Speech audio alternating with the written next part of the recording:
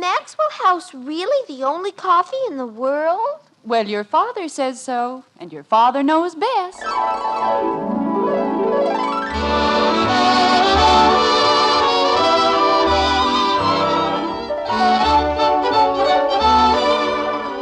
Yes, it's Father Knows Best, transcribed in Hollywood, starring Robert Young as father. A half-hour visit with your neighbors, the Andersons, brought to you by America's favorite coffee, Maxwell House. The coffee that's always good to the last drop.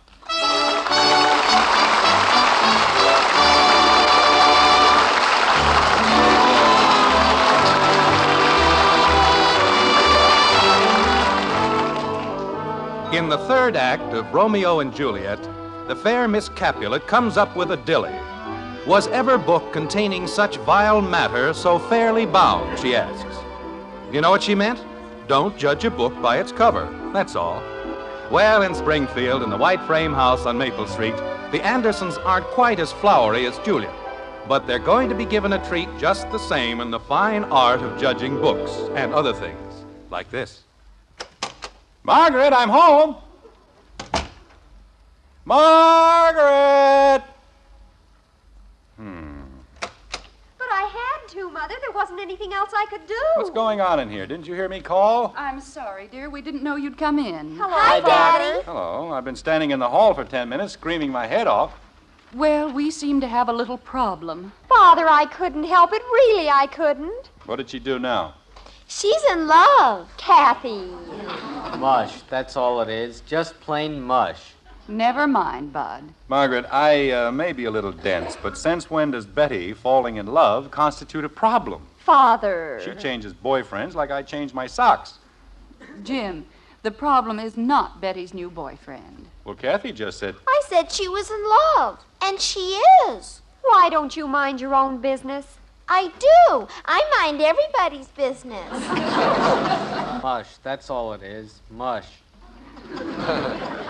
But if that's the most you can add to the general conversation... Well, holy cow, Dad, I'm hungry. Well, we'll have dinner in a very few minutes, but not until your father knows what Betty has done. Done? You make it sound like I've robbed a bank. Has she? Father. And stop saying father. Jumping creepers. That's better. Jim. Honey, give me the horrible details of Betty's latest crime, and let's eat. She invited the Van Nortons to Sunday dinner. Fine. Now, if it's... Who? The Van Nortons. The Van Nortons? The Van Nortons. What did she do that for? I told you, Father, I couldn't help it. She thinks he's gorgeous. I do not. Oh, you told Janie Liggett he was. I never did. Kathy? Oh, you did too. You took the phone into the hall closet, and you thought I couldn't hear. And you told Janie that... Mother. All right, girls, that'll be enough. But, Father. I said that'll be enough. Daddy, Yes?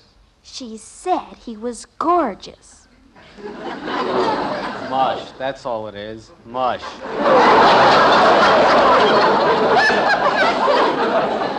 Look, as long as we're getting into this thing, let's start from the beginning. Who is gorgeous? Roger Van Norton.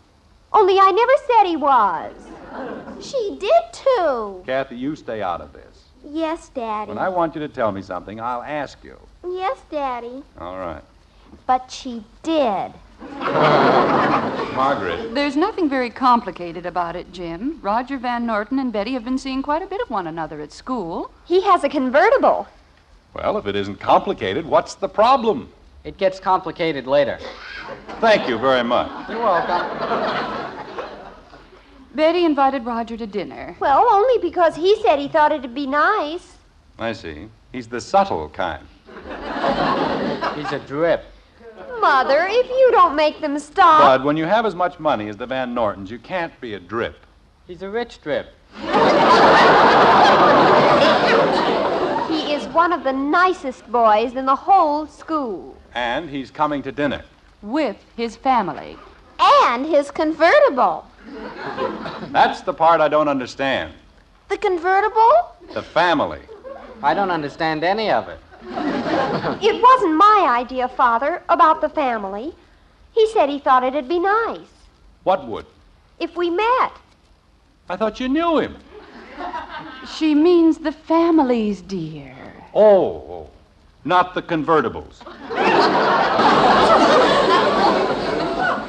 We don't have a convertible. That was a joke, Dopey. What was? What Dad said. It was? It was his kind of a joke.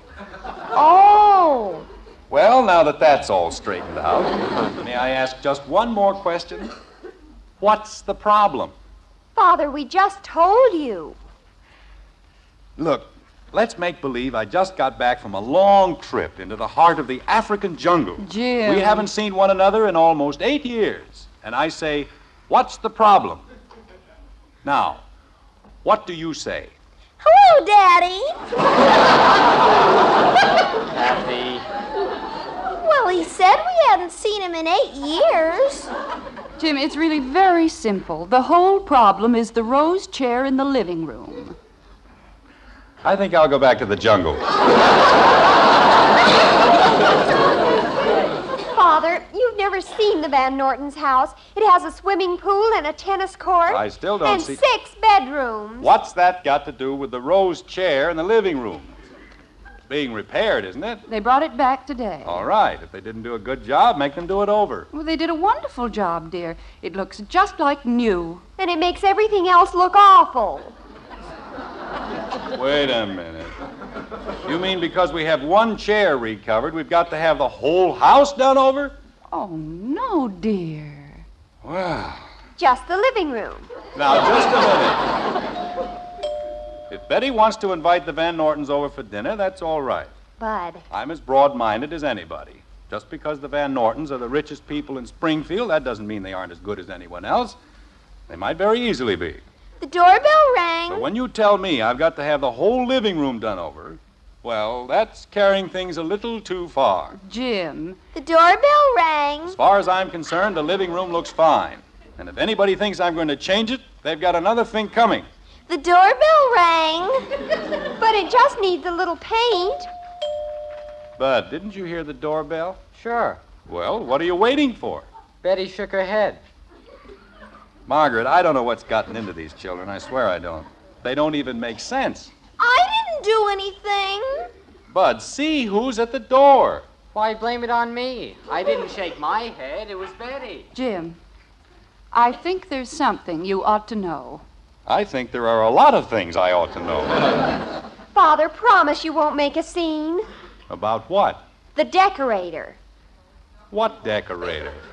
The one who rang the bell. You sent for a decorator? Mom, it's Mr. Worthington. Oh, dear. Tell him we'll be right in. Tell him to go away. Jim, please. Honey, I told you in the very beginning. Betty, why don't you and Kathy go into the living room and entertain Mr. Worthington? But I want to tell Father. I'll tell your father everything he needs to know. Now, go ahead. Come on, Kathy. Why don't we have everything painted black so it won't show the dirt? Stop touching everything.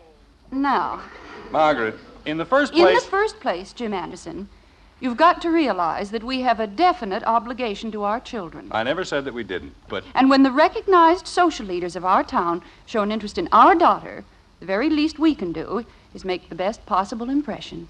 Well, sure, but... For her sake. Margaret, if we've got to get new furniture and repaint the whole house every time we want to make a good impression... No one said anything about new furniture. You said... And no one mentioned repainting the whole house. Then why did you call Worthington? He's the most expensive decorator in Springfield. He won't look at a job that's under $500. Well? You mean we're going to spend $500 on the living room? It shouldn't be much more than that. More? On one room? Jim, you have no idea how expensive good painters have become. Who's he going to hire, Michelangelo? Of course, if you don't want your daughter to meet the right sort of people... That isn't the point. I'm as good a father as anybody in Springfield. But $500 for one room? Why don't we do it ourselves? Jim, that's ridiculous, and you know it. Why is it? We can get a few cans of paint and a couple of brushes and have it finished in no time at all. What's ridiculous about that? But every time you've offered to paint anything in the past... This is different. We can all pitch in and help. $500. There isn't that much paint in the whole state. Oh, dear.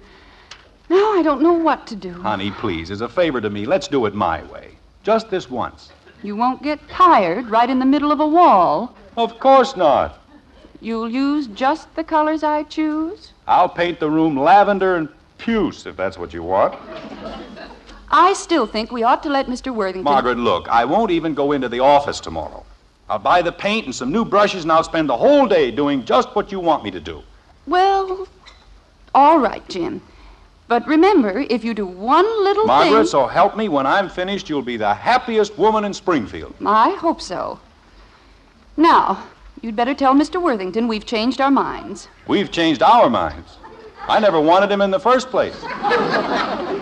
Jim, if you're going to be difficult about it... Okay, if that's the way you feel. Mommy, Mr. Worthington says he has to talk to you about colors. Your father's going right in, aren't you, dear? Yes, yes. Into the Valley of Death, March the 600. Who? Never mind, dear. Your father's being funny. Again? I never saw it to fail. Anytime there's an unpleasant job, I have to do it. I never wanted the guy in the very beginning. Mother, did it work? Did he say he would? Your father starts painting in the morning. Oh, Mother, you're a genius. Oh, it wasn't anything, really. But how did you do it?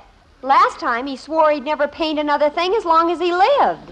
Well, it's very simple, dear. You just use the same thing that wives have been using on husbands for thousands and thousands of years. Child psychology.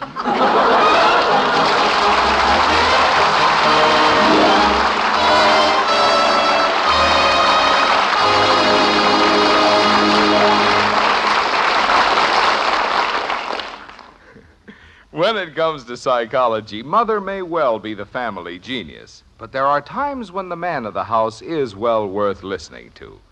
Yes, and when he says, Best coffee I ever tasted. why, those words should warm your heart. Because when it comes to coffee, that husband of yours has a mighty important title. Yes, ma'am, he's the world's greatest coffee expert. Of course, you might call us experts, too. More families do enjoy our Maxwell House than any other brand. But when you pour the coffee, the expert with the final word, he's your husband. And tomorrow, if you'll serve him Maxwell House, we're sure he'll beam and say, Best coffee I ever tasted. in fact, if he doesn't, we'll give you your money back. We're that sure. You see, no other coffee has that wonderful good to the last drop flavor. Because no other coffee has our famous Maxwell House recipe, a recipe demanding certain special coffees blended just so. That's right, no coffee tastes like Maxwell House, because no coffee's made like Maxwell House. So tomorrow, get a pound of our coffee. Fill your husband's cup with Maxwell House. If he doesn't say, best coffee ever, why, just send us the can and unused portion, and we'll gladly refund every penny you paid. Our address is right on every familiar blue tin. That's our story. Tomorrow, then, won't you serve your expert coffee with the world's most famous flavor? Serve your husband Maxwell House coffee. Always good to the last drop.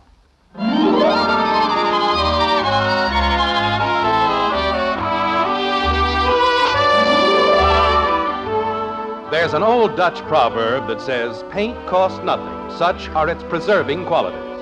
Well, that's a fine slogan for the people who sell the stuff, but they'd better not mention it to Jim Anderson. It's Sunday in Springfield, and paint is a pretty sore subject in the white frame house on Maple Street. At any rate, it's going to be very shortly, like this.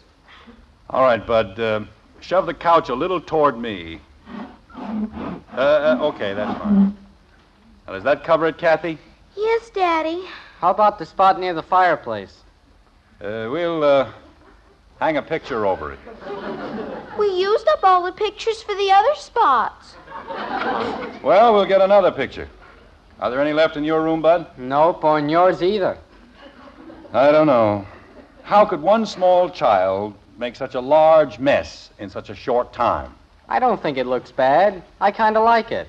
When your mother gets back, Well, I hate to think of it.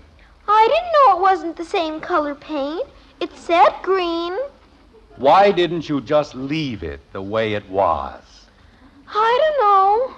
I'll bet we've got more pictures in our living room than anybody in Springfield. When the Van Nortons get here, they won't know if this is the Andersons or the American Museum of Art. Maybe Mommy won't notice it. Now, there's a brilliant thought. Maybe if we stand in the middle of the room and put lampshades over our heads, she won't notice us. Where are you going? To get a lampshade. Come back here. Then keep your hands off the wall. Yes, Daddy. You know, Dad, I still think it doesn't look too bad, if you like pictures. I like pictures as well as anybody, but I still think we ought to be able to see the wall. Daddy. Now, it's all right, kitten. I'll explain the whole thing to your mother. I better get out of here. You stay right where you are. But I just remembered a date I forgot. Don't forget you remembered it. Jim, we got the loveliest flowers. Oh, that's fine, dear. We're in this together, and we'll stay in it together. Father, is the blue vase in the living room? Yes. Practically everything's in the living room. May I stand in back of you, Daddy? Please. Now, no one's going to hurt you, Kathy. Jim, you have never seen such beautiful flowers in your... Jim. Now, just take it easy, honey, and I'll explain the whole thing. You see... But you better grab some of these before they... Sit down, Betty, while I tell you what happened. You see... My living room.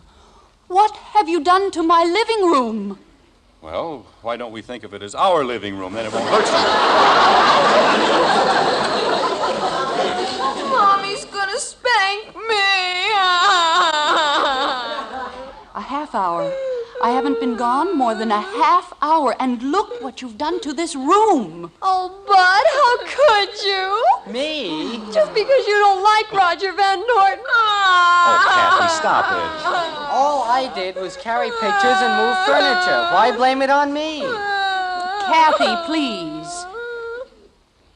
Now, will someone please tell me the meaning of this art gallery? I was just trying to fix it, Mommy. She made a little smudge, Margaret. That's all she did. A smudge? With her basketball. So she got a can of paint to touch it up. And that made another smudge. You mean in back of each of those pictures is a smudge? Well, not exactly. Some of them are drips.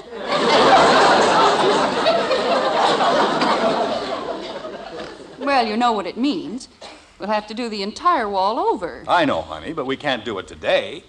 And I thought while the Van Nortons were We here... can't let them see this. Why, they'd think we were out of our minds. I've got news for you. They'd be right. I don't think it looks so bad. It's kind of cheerful.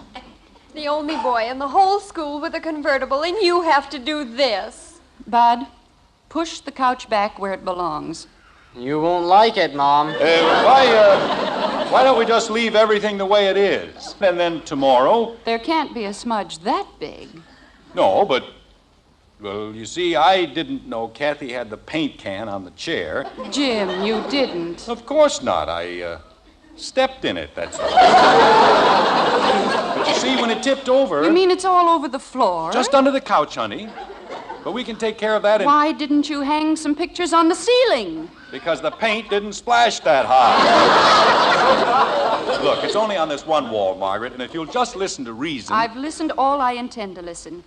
Kathy, take these flowers into the kitchen. Yes, Mommy. I just wanted to help. That's all I wanted to do. Bud, go up to the attic and get some more pictures.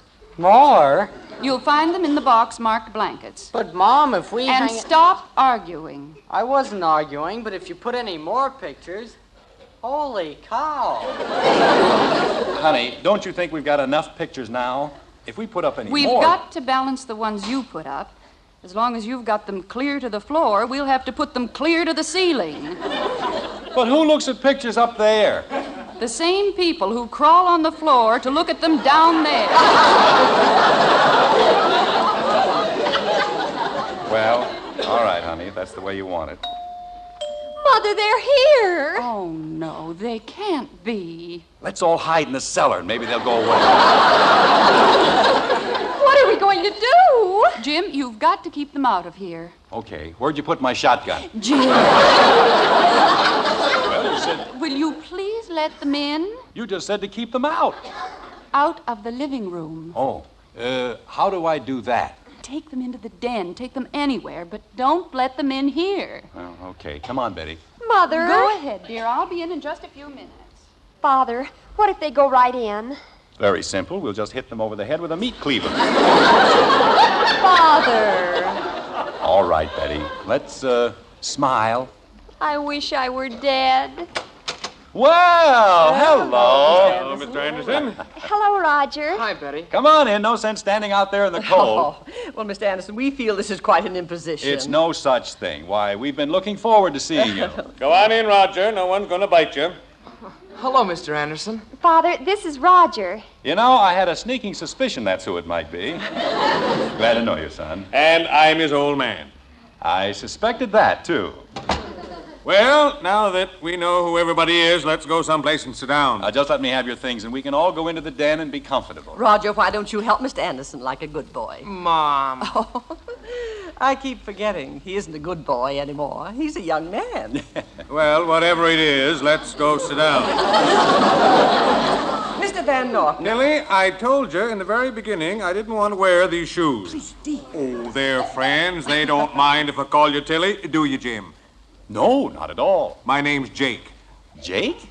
Well, if you want to be technical, it's Westbrook Sylvester Van Norton III. Horrible thing to hang on a kid, wasn't it? Everybody just calls me Jake. Okay, Jake. The den's right in here. My mother said she'd only be a moment. Oh, that's quite all right, dear. Oh, my feet are killing me. What seems to be the trouble? These shoes. Never had them on before. Well, sit down. Take it easy. Oh, that's a little better. Dad, for crying out loud. He thinks I'm going to disgrace him. Jake has such a lot of trouble with his feet. It isn't my feet, it's these shoes. Jim, tell me the truth. Would you have noticed if I'd been wearing my old shoes? I don't think so. There. You see, Rod? I could have been comfortable all the time. But no, I had to wear my new shoes. We had to make a good impression. Well, Jake, if they hurt, why don't you take them off? You mean you won't mind? Of course not. Jake! Well, Holy cow, Dad. Holy cow.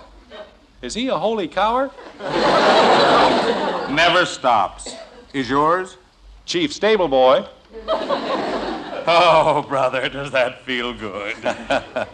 Oh, Kathy, I'm fixing the flowers. run upstairs and get my slippers for Mr. Van Norton. Okay. And put the light on under the coffee. Okie doke. Jim, I love you like a brother. Dad, Mom says she'll be ready in a couple of minutes. Fine, Bud. Oh, I don't think you've met my boy. Mr. and Mrs. Van Norton, this is Holy Cow Jr. How are you, son? I'm pleased to meet you. And this is Roger. Hi. I know all about Bud.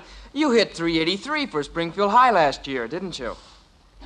How'd you know that? Oh, I just happened to know it. He just happens to know everything that has anything to do with baseball. He does? Roger's quite a baseball player himself, you know. He is? Turned down a contract with the Dodgers last spring. He did? Not the Dodgers, Dad. It was just a farm club. Holy cow. There, you see? What did I tell you? Jim, we ought to form a club. The Fathers Who Suffer from Holy Cows Incorporated. Holy cow. Gee whiz. Why didn't you tell me, Betty? I didn't know. Betty, while the men are talking, why don't we go inside and see if we can do anything for your mother? Oh, no. I mean, Mother doesn't want us to. She doesn't want us to. Really, she doesn't. It's quite all right, Betty. Oh, are we all set, honey? Yes, dear. Everything's all ready.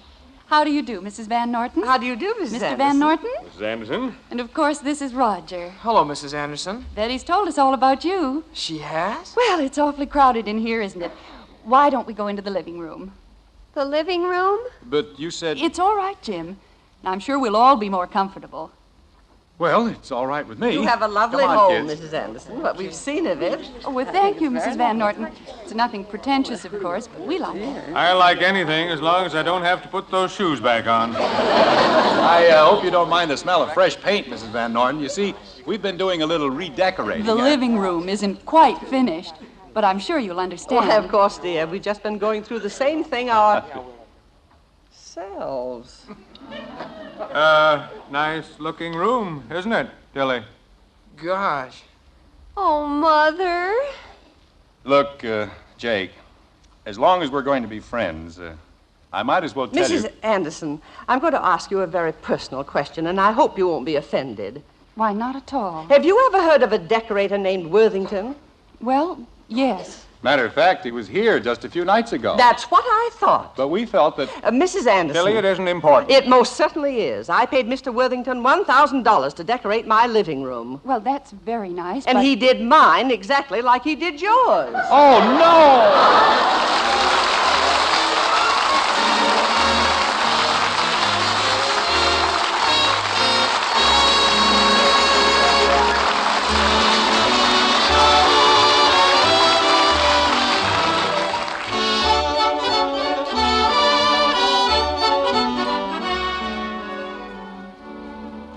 This weekend, chances are you'll buy coffee for your family, and you'll look for one thing, flavor, the most in flavor for your money. So take home the one coffee famous for flavor above all others. Take home a pound of Maxwell House coffee. Then put it up to the world's greatest coffee expert. Yes, pour a cup of Maxwell House for your husband. He's the #1 expert on coffee. When he smiles and says, "Best coffee ever," you'll know Maxwell House has the flavor. And you can count for yourself all the truly good cups of coffee you get from every pound. At your grocer's, look for coffee that gives you your money's worth and more. Look for the friendly blue tin with the big white cup and drop. That's your sign of good coffee. Maxwell House coffee. Always good to the last drop.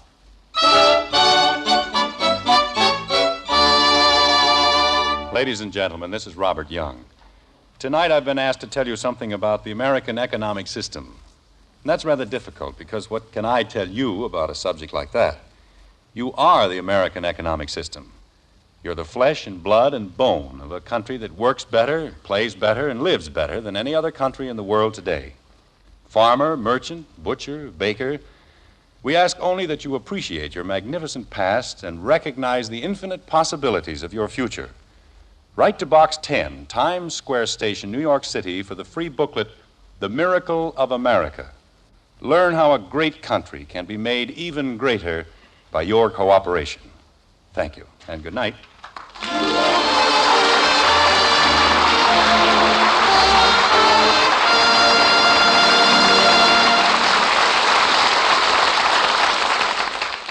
At breakfast time, you don't have to say, "You children eat your cereal right this instant." just say, Hopalong Cassidy is crazy about hot wheatmeal. just a little psychology.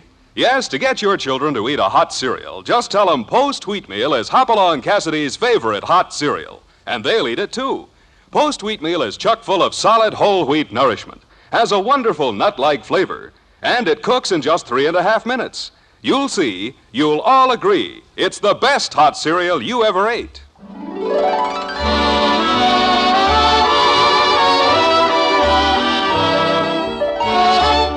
Join us again next week when we'll be back with Father Knows Best, starring Robert Young as Jim Anderson, with Roy Bargy and the Maxwell House Orchestra, and yours truly, Bill Foreman. So until next Thursday, good night and good luck from the makers of Maxwell House, America's favorite brand of coffee. Always good to the last drop. Father Knows Best was transcribed in Hollywood and written by Ed James. Now stay tuned in for Dragnet, which follows immediately over most of these stations.